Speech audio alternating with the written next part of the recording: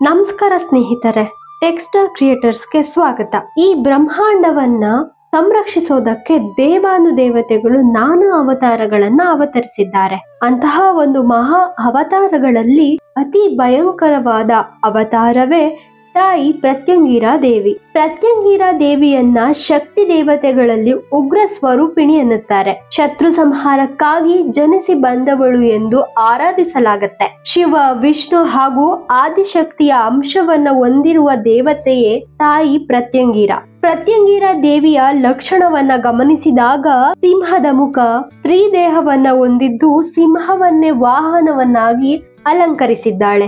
ಪ್ರತ್ಯಂಗಿರಾ ದೇವಿಯು ಪುರಾಣ ಕಾಲಗಳಿಂದಲೂ ಪ್ರಸಿದ್ಧವಾದ ಶಕ್ತಿ ದೇವತೆ. ವಾಸ್ತವವಾಗಿ ಪ್ರತ್ಯಂಗಿರಾ ದೇವಿಯ ಬಗ್ಗೆ ವೇದಗಳಲ್ಲಿ ಸಾಕಷ್ಟು ವಿವರಣೆಗಳನ್ನ ನೀಡಲಾಗಿದೆ. ಇವತ್ತಿನ ಎಪಿಸೋಡ್ನಲ್ಲಿ ಈ ಶಕ್ತಿಯ ಉಗಮವಾಗಿದ್ದು ಯಾವಾಗ, ದಂತಕಥೆ ಏನ್ ಹೇಳುತ್ತೆ, ಹಾಗೆ ತಾಯಿಯ ಮಹಾತ್ಮೆ ಎಂತದ್ದು ಎನ್ನುವುದನ್ನ ತಿಳಿಯೋಣ. ಸ್ನೇಹಿತರೆ, ಪ್ರತ್ಯಂಗಿರಾ ದೇವಿಯನ್ನ ಅಥರ್ವ ವೇದದಲ್ಲಿ ಭದ್ರಕಾಳಿ, ನರಸಿಂಹಿ, ಸಿಂಹಮುಖಿ ಮತ್ತು ನಿಕುಂಬಳ ಎಂದು ಕರೆಯಲಾಗುತ್ತೆ. ಪ್ರತ್ಯಂಗಿರಾ ದೇವಿಯು ಶಕ್ತಿ ಧರ್ಮಕ್ಕೆ ಸಂಬಂಧಿಸಿದ ಶ್ರೇಷ್ಠ ದೇವತೆ. ನರಸಿಂಹ ಅಥವಾ ಶರಭನ ಸ್ತ್ರೀ ಶಕ್ತಿ ರೂಪವೆಂದು ವಿವರಿಸಲಾಗಿದೆ. ತ್ರಿಪುರ ರಹಸ್ಯದ ಪ್ರಕಾರ ತ್ರಿಪುರ ಸುಂದರಿಯ ಉಗ್ರ ರೂಪದ ಅಭಿವ್ಯಕ್ತಿ ಅಥರ್ವ ವೇದ ಮಾಂತ್ರಿಕ ದೇವತೆ ಎಂದು ಅಥವಾ ಭದ್ರಕಾಳಿಯ ರೂಪದಲ್ಲಿ ಪ್ರತಿನಿಧಿಸಲಾಗುತ್ತೆ. ತಾಯಿ ನರಸಿಂಹಿಯ ನಾನಾ ದಂತಕಥೆಗಳನ್ನ ಹೇಳುವ ಅನೇಕ ಗ್ರಂಥಗಳು ಸನಾತನ ಧರ್ಮದಲ್ಲಿ ಸಿಗುತ್ತವೆ. ದೇವಿ ಮಹಾತ್ಮೆಯ ಒಂದು ಕಥೆಯಲ್ಲಿ ನರಸಿಂಹಿಯು ಸಪ್ತ ಮಾತೃಕೆಯಲ್ಲಿ ಒಬ್ಬಳೆಂದು ವಿವರಿಸಿದೆ. ದಂತಕಥೆಯ ಪ್ರಕಾರ ಸ್ವರ್ಗವನ್ನ ಆಕ್ರಮಿಸಿಕೊಂಡಿದ್ದ ಅಸುರರಾದ ಶುಂಭ ಮತ್ತು ನಿಶುಂಭರನ್ನ ಸಂಹರಿಸಲು ಜಗನ್ಮಾತೆಯು ತನ್ನ 7 ಶಕ್ತಿಗಳನ್ನ ಸಮ್ಮಿಲನ ಮಾಡಿ ಜನ್ಮ ತಾಳಿದ್ದೇ ಪ್ರತ್ಯಂಗಿರಾ ದೇವಿ. ಪುರಾಣ ಕಥೆಗಳ ಪ್ರಕಾರ ಕೃತಯುಗದ ಕೊನೆಯಲ್ಲಿ ಬ್ರಹ್ಮಾಂಡದಲ್ಲಿ ಹೊಳೆಯುವ ಕಿಡಿಯೊಂದು ಕಾಣಿಸಿಕೊಂಡು ಅದು ವಿಫಲಾಸುರ ಎಂಬ ದುಷ್ಟ ರಾಕ್ಷಸನಾಗಿ ರೂಪಾಂತರಗೊಳ್ಳುತ್ತೆ. ಭೂಲೋಕದಲ್ಲಿ ಅಷ್ಟಲಕ್ಷ್ಮಿಯ ಆಚರಣೆಗಳನ್ನ ಮಾಡುತ್ತಿದ್ದ 8 ಋಷಿಗಳ ಸಮೂಹಕ್ಕೆ ವಿಫಲಾಸುರ ಅಡ್ಡಿಪಡಿಸ್ತಾನೆ.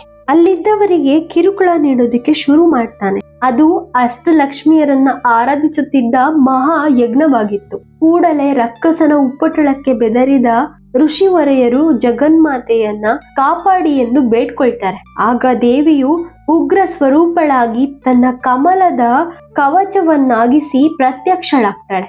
ಈ ಉಗ್ರರೂಪಿ ರಕ್ಷಣೆಯು 565 ದಳಗಳನ್ನ ಹೊಂದಿತ್ತು ಎಂದು ಅಥರ್ವ ವೇದದಲ್ಲಿ ಉಲ್ಲೇಖಿಸಲಾಗಿದೆ. ಈ ಕವಚವು ಅಷ್ಟ ಋಷಿಗಳಿಗೆ ರಕ್ಷಣೆಯನ್ನ ನೀಡುವುದು ತೊಂದರೆ ಇಲ್ಲದೆ ದುಷ್ಟನ ಉಪಟಳವಿಲ್ಲದೆ ಯಜ್ಞಕ್ಕೆ ಅವಕಾಶ ಮಾಡಿಕೊಟ್ಟಿತ್ತು.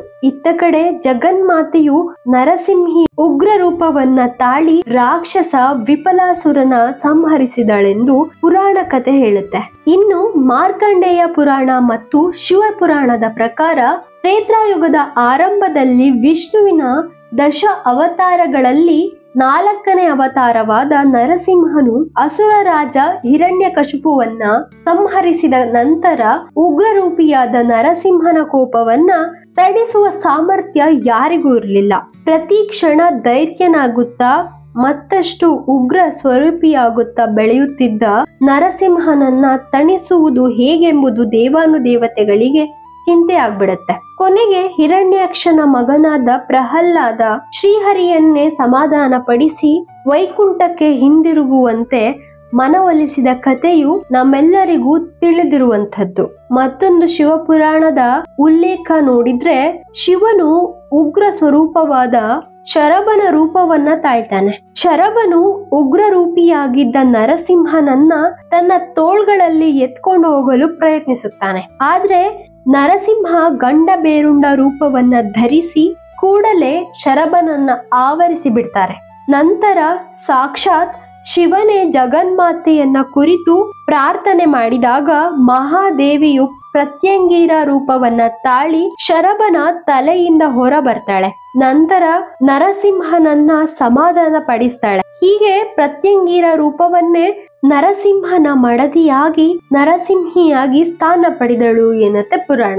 ಮತ್ತೊಂದು ಕಥಾನಕವನ್ನ ಗಮನಿಸಿದಾಗ ಪ್ರಾಚೀನ ಕಾಲದಲ್ಲಿ 2 ಋಷಿಗಳು ಪ್ರತ್ಯಂಗಿರ ತಾಯಿಯನ್ನ ಉಗ್ರರೂಪಿಯಾದ ಆಕೃತಿಯನ್ನೇ ಅಂಗೀರಸ್ ಎಂದು ಹೆಸರಿಲ್ಲದ ಮೂಲ ಮಂತ್ರದ ಮೂಲಕ ದೇವಿಯನ್ನ ಧ್ಯಾನಿಸ್ತಾ ಇದ್ರು. ಹೀಗೆ ಅವರ ಭಕ್ತಿ ಭಾವಕ್ಕೆ ಮೆಚ್ಚಿದ ತಾಯಿಯು ಪ್ರತ್ಯಕ್ಷಳಾಗಿ ತನ್ನ ಹೆಸರನ್ನ ಋಷಿಗಳಿಗೆ ತಿಳಿಸಿ ಆಶೀರ್ವದಿಸ್ತಾಳೆ. ಹೀಗಾಗಿ ಮುಂದೆ ಅವಳನ್ನ ಪ್ರತ್ಯಂಗಿರ ದೇವಿ ಎಂದು ಕರೆಯಲಾಯಿತು.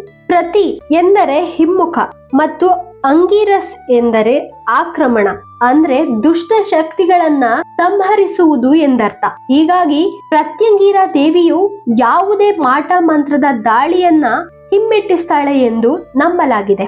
ದಕ್ಷಿಣ ಭಾರತಾದ್ಯಂತ ಅನೇಕ ದೇವಾಲಯಗಳಲ್ಲಿ ತಾಯಿಯನ್ನ ಅಥರ್ವ ವೇದದ ಸಾಕಾರ ರೂಪವೆಂದು ಪರಿಗಣಿಸೋದ್ರಿಂದ ಆಕೆಯನ್ನ ಅಥರ್ವಣ ಭದ್ರಕಾಳಿ ಎಂದು ವರ್ಣಿಸಲಾಗಿದೆ. ಹಿಂದೂ ಕಾವ್ಯ ರಾಮಾಯಣದಲ್ಲಿಯೂ ಪ್ರತ್ಯಂಗಿರಾಳನ್ನ ಉಲ್ಲೇಖಿಸಲಾಗಿದೆ.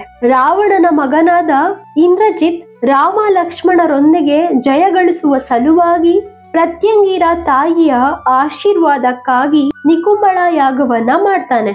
ನಿಕುಂಬಳ ಅಂದ್ರೆ ಪ್ರತ್ಯಂಗಿರ ದೇವಿಯ ಮತ್ತೊಂದು ಹೆಸರು. ರಾಮ ಲಕ್ಷ್ಮಣರ ಸೈನ್ಯ ಲಂಕೆಯಲ್ಲಿ ಹೋರಾಡ್ತಿತ್ತು. ದಿನೇ ದಿನೇ ಮೈಲಿಗಲ್ಲು ಸಾಧಿಸ್ತಾ ಇದ್ರು. ಒಂದ್ ವೇಳೆ ಈ ಯಾಗ ಸಂಪೂರ್ಣವಾಗಿದ್ದೇ ಆದಲ್ಲಿ ಇಂದ್ರಜಿತ್ನನ್ನ ಸೋಲಿಸುವವರೇ ಇಲ್ಲವಾಗ್ತಾ ಇದ್ರು. ಕೊನೆಗೆ ರಾವಣನ ಸೇನೆಗೆ ಜಯಶಾಲಿ ಆಗ್ತಾ ಇತ್ತು. ಹೀಗಾಗಿ ಪ್ರತ್ಯಂಗಿರ ದೇವಿಯನ್ನ ತಂತ್ರ, ಶಾಂತ, ಉಗ್ರ, ಪ್ರಚಂಡ, ಘೋರ ಮತ್ತು ತೀವ್ರ ಎಂದು ವರ್ಗೀಕರಿಸುತ್ತೆ. ಹಾಗಾಗಿ ಪ್ರತ್ಯಂಗಿರ ದೇವಿಯನ್ನ ಉಗ್ರ ಸ್ವರೂಪಿ ಎಂದು ಪರಿಗಣಿಸಲಾಗುತ್ತೆ. ಜನಸಾಮಾನ್ಯರು ಅರಿವಿಲ್ಲದೆ ಪ್ರತ್ಯಂಗಿರ ತಾಯಿಯನ್ನ ಮಂತ್ರೋಪಚಾರ ಮಾಡಬಾರದು ಎನ್ನುತ್ತೆ ವೇದ. ಪ್ರತ್ಯಂಗಿರ ಪೂಜೆಯನ್ನ ತಂತ್ರದಲ್ಲಿ ಪ್ರವೀಣರಾದ ಗುರುಗಳ ಮಾರ್ಗದರ್ಶನದಿಂದ ಮಾತ್ರ ನಡೆಸಬೇಕು. ಹೀಗಾಗಿ ಪ್ರತ್ಯಂಗಿರಗೆ ಸಮರ್ಪಿತವಾದ ಪೂಜೆಗಳನ್ನ ಜನರ ಕಲ್ಯಾಣಕ್ಕಾಗಿ ಮತ್ತು ದುಷ್ಟಶಕ್ತಿಗಳ ಸರ್ವನಾಶಕ್ಕಾಗಿ ನಡೆಸಲಾಗುತ್ತೆ. ಕೆಲವು ದೇವಾಲಯಗಳಲ್ಲಿ ಪ್ರತ್ಯಂಗಿರ ದೇವಿ ಹೋಮವನ್ನ ಅಮಾವಾಸ್ಯೆಯ ದಿನಗಳಲ್ಲಿ ನಡೆಸಲಾಗುತ್ತೆ.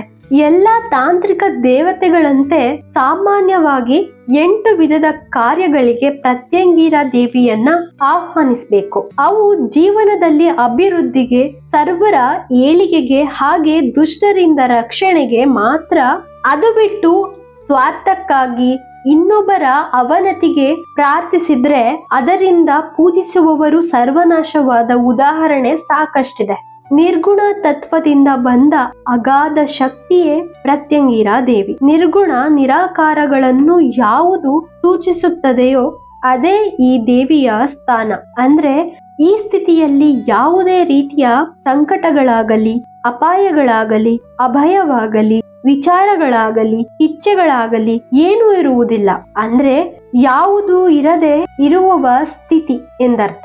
ಹಾಗಾಗಿ ಅದನ್ನ ಪ್ರತ್ಯಂಗಿರ ದೇವಿಗೆ ಪ್ರತಿನಿಧಿಸಲಾಗಿದೆ. ಸರಳವಾಗಿ ಹೇಳ್ಬೇಕಂದ್ರೆ ಈ ದೇವಿಯನ್ನ ಆರಾಧಿಸುವವರಿಗೆ ಯಾವುದೇ ರೀತಿಯ ಗಂಡಾಂತರವಾಗಲಿ, ಅಪಾಯಗಳಾಗಲಿ, ಶತ್ರುವಾದೆಯಾಗಲಿ, ಭಯವಾಗಲಿ ಇರೋದಿಲ್ಲ. ಅಷ್ಟು ಮಹತ್ವ ಪಡೆದಿದ್ದಾಳೆ ಪ್ರತ್ಯಂಗಿರ ದೇವಿ. ಹಾಗಾಗಿ ಪ್ರತ್ಯಂಗಿರ ದೇವಿಯ ಕುರಿತು ಹಿಂದೂಗಳಲ್ಲಿ ಅತ್ಯಂತ ವಿಶೇಷವಾದ ಸ್ಥಾನಮಾನಗಳಿವೆ.